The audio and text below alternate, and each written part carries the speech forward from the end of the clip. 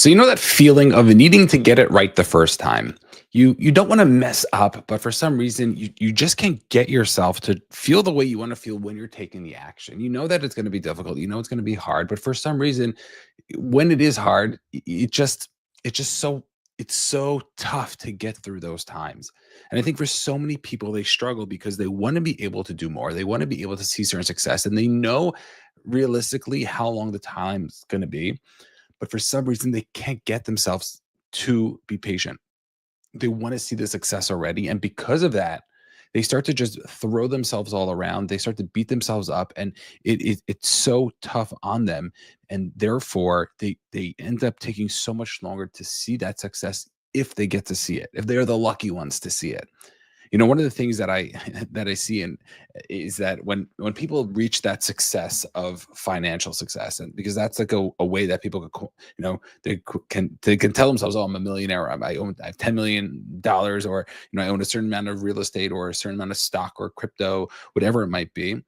That there's two people on the path. Usually one person is on this path and they're striving to see success, and maybe one day they're going to see it, but when they get to the top, they look back and they're like, it's definitely not what I thought. And like, I didn't think it was gonna be like that, but like I was hoping it wasn't gonna be. And then all of a sudden they're frustrated and they're annoyed. Then the other people are struggling and they're trying to get through it, and they might not see that success. And on the one hand, you look at the person who achieved it and realized, oh my gosh, I did all this for naught. But now at least they know it was for naught, and therefore they can start to shift and change themselves in order to start to do the things that they want. Right? When people, successful CEOs, have like these midlife crises. So on the one hand, it's terrible because they've been focusing so much time, and they might have, taken the time away from their family, or haven't been, present working on their own physical or mental health or whatever it might be.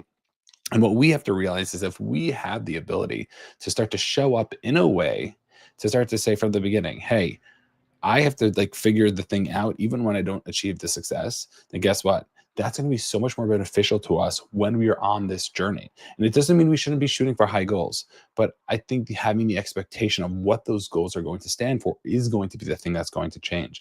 And now we have to try to figure out for ourselves, what is it that we need to be doing on a consistent basis to make sure I could start to do the things that you want, right? It's like classic when the really overweight guy has a heart attack, and then all of a sudden he's like, I got to lose weight. It's like, you already missed the boat. Like you had to lose weight before you had the heart attack. But for some reason, we can't get ourselves to be able to take that action until something happens. And sometimes we're really inspired. Maybe we heard a podcast. Maybe, unfortunately, maybe something tragic happened in our family, or we know something tragic that happened to somebody else. And then all of a sudden we start to get this impression like, I really got to step up. As literally just happened to me. I was like looking in the mirror and I'm like, oh my gosh, am I getting gray? Like this is crazy. Like I can't get gray. And all of a sudden, like I started to freak out to my wife. I'm like, I gotta like move. I gotta like get things going. Like I'm turning gray already. And it was like something so small. And I don't know, maybe that's a little too personal for you out there, but thanks for listening. See, I like to like make this personal. But if we can start to realize that, hey, it doesn't have to be the thing that inspires us for us to take the action, that could be so much more powerful. But if you need that inspiration, when you get the inspiration, make sure to take the action. Don't just throw it away. Don't be like, oh, well, this is silly, but I'm not going to lose weight now because I had a heart attack. Like that's not good intentions. It's like, no. The point is to like make sure we're doing the work. The point is for us to be able to take the action to do the things that we want, and that is what we want to make sure that that is happening. But what's interesting is that you hear these people, and many times for people in their 20s and 30s, they're struggling so much because they haven't seen that success. They haven't achieved the results that they want, or they thought that they should have been achieving so far.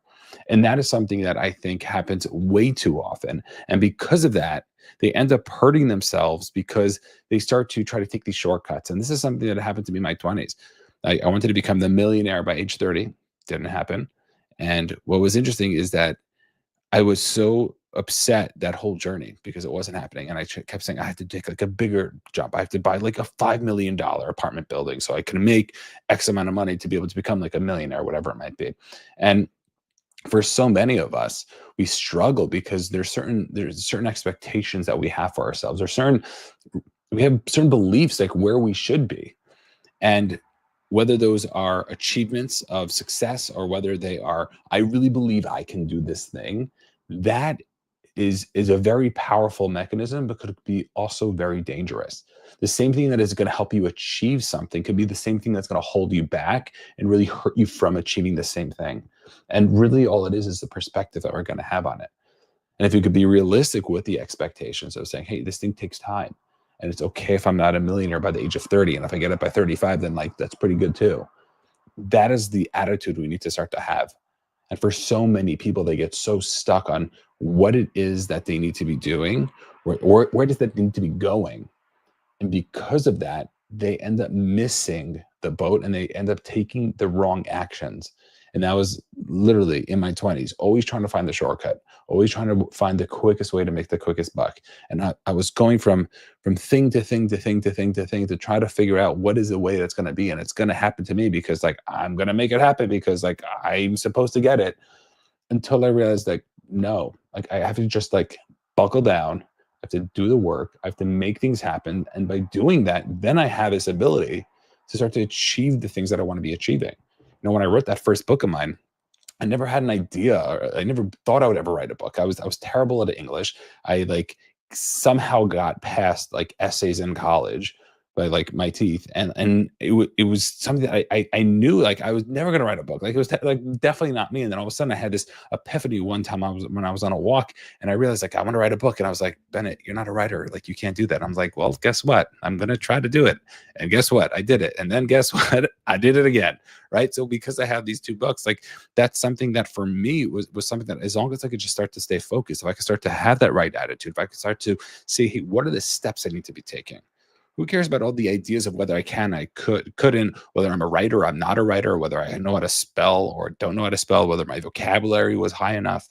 Like, who cares about all those things? Like, what are the steps I need to do? I need to write words on a page. Let me start by doing that. Let me start to like just consolidate my ideas, to just start to put them together. And by doing that, then we have the ability to start to say, okay, now I have to do this. Okay, now how can I be more disciplined to be able to make sure I can do this every single day, just for the next like 3-4 weeks? And okay, great. Now after a month, I have my first draft. Amazing. Now what are the next steps? I got to find an editor. Okay, great. Where do I even look? Okay, go to YouTube, try to find different things. Oh, look, wow, I found this website that can help you edit books, and you can pick your own editor. And you can even give them like a free chapter and they'll edit it for you to show you how it is they're going to edit it. It's like, oh my gosh, it's amazing. Now we got to come up with some money. And now all of a sudden I got to get somebody to format it. And now I have a book. Like, voila. And if you really break things down to simple steps, a lot of times it's really not so difficult. But when you look at it from the beginning, it's like, I have to write a book. Like, what? There's so many parts to it. And yeah, there are. And guess what? There's going to be a lot of discipline that's going to be necessary. But if you want to be doing that thing, you have to be taking that action. You have to be moving the needle forward. And it doesn't mean that I could just skip to the editor at the, from the beginning, which I guess technically in writing a book, you get a ghostwriter who could just write the book for you. But the point is that we have to realize that we can't skip steps. I needed to have my ideas thought out. I needed to sit and write. Like, people don't realize that when you get into sales, for example, if you want to be successful, you have to pick up the phone and start calling people, or you have to be very good at marketing so that people are going to start to reach out to you. You can't just sit in your desk and wait for things to happen. And there's this realization when you're going through, because I remember when I started getting into sales, I was like, why isn't nobody calling me? I'm really good at what I do. I've helped so many people, but like, why is nobody calling me? And then I was like, oh, because like, that's not how it works. I have to really put myself in the position in order to get people on a phone or get people to be able to come speak to me. And by doing that, that's going to be the thing that's going to help me be able to see the success that I want, to be able to do the things that I want. And that is the most powerful part of it. And for me, it took me so long to realize that. And I'm like, but I'm putting in the time. I'm calling 10 people a day. I'm finding 10 people and I'm calling them. Like, most people can't even find like 3 people to call. But the point is that you have to put yourself in a position where if I want to really take this thing seriously, I have to get really good at this. I have to be able to make things happen. I have to be able to put myself in a position in with an attitude. And I was recently speaking to somebody because they were saying how they were having a very tough time because they want to be able to they tend to flake. Okay, they're a flaker. So they get very inspired for doing something, and then somebody says something negative about it, and then all of a sudden they flake the other way. And then all of a sudden they get inspired again. So then they flake back. And they're going back and forth. There's like this ping pong match. And throughout their lives, they've been going through this, and it's been so tough for them. Why? Because every time they get so passionate about something, a week later, they're like, nah, not my thing. Now I'm going to go to the other thing. Oh no, that's not my thing. It's something else. And it's like constantly going from thing to thing to thing to thing. And they look back and they're frustrated. Like, I want to be successful. They really want it. They are so motivated, but for some reason, they can't get themselves to be committed to one thing. And one of the pieces of advice that I give is like, you need to be able to find a group of people who are doing things that you want to be doing. You have to be able to find certain an attitude or a positive persuasion to be able to continue to do the things that you want, because we all know whoever it is that we're surrounded by, those are going to be the people who are going to help us in the direction of what we're surrounded by. So if it's a negative influence, then guess what? It's going to be all negative. If it's a positive influence, positive influence, it's going to be all positive. And what we have to realize is, what is it we are going to be doing? How is it we are supposed to put ourselves in that position? Because I guarantee you, if this person wanted to move forward in the direction, he's surrounded by themselves by like-minded people who are talking about the same things that they wanted to talk about and helping the same types of people that they were helping out about. Do you not think that they're going to be like have a more positive association to this direction that they want to go in? And I think for so many of us, we get so caught up, we get so scared, and because of that, we don't allow ourselves to take advantage of so many things in our lives. And I think a lot of it is perfection. There's like this perfectionism that it all has to be right. It all has to go well. And what we have to like know is like it's not. It's just not going to go the way you thought. Like I apologize. I guarantee you that it's not going to go the way you thought. Like even like when you're baking a cake, it's like I just got to do. Just got to put in the powder, got to put in the eggs, got to put in the water, and then all of a sudden I should have a cake. And then you put it in the oven and you put it for the exact time, the same amount of temperature, and then it comes out different every single time. Like why? Like why is this a thing? Like I'm literally following the directions. And like life is not like a Sudoku. Like it's not going to fit perfectly. And what we have to realize is that if we can start to, instead of fight that pushback, but go with the pushback, that's going to be something that's going to be able to help us. Because when we start to resist it, all that happens is it causes friction. It doesn't allow us to move forward. But if we could go with it, that current can pull us forward because, hey, this is the thing you need to go through. This is the thing you needed to learn. This is the piece of the puzzle that you just didn't know. And that is what's going to help us to be able to move forward and to really take on this thing that we're looking to take on. So when you ask yourself, what is it that you're doing? How is it you're putting yourself in this position? What is it that you can start to do to enable yourselves to start to see that success? What is going to be the thing that's going to hold you disciplined? Is it going to be a group? Is it going to be even a person? Is it going to be a coach? Is it going to be a parent? Is it going to be, I don't know, a note on your wall? Whatever it might be, what is the thing that's going to say, hey, you know what? I got to focus right now. Because the work needs doing and we need to be able to get things done.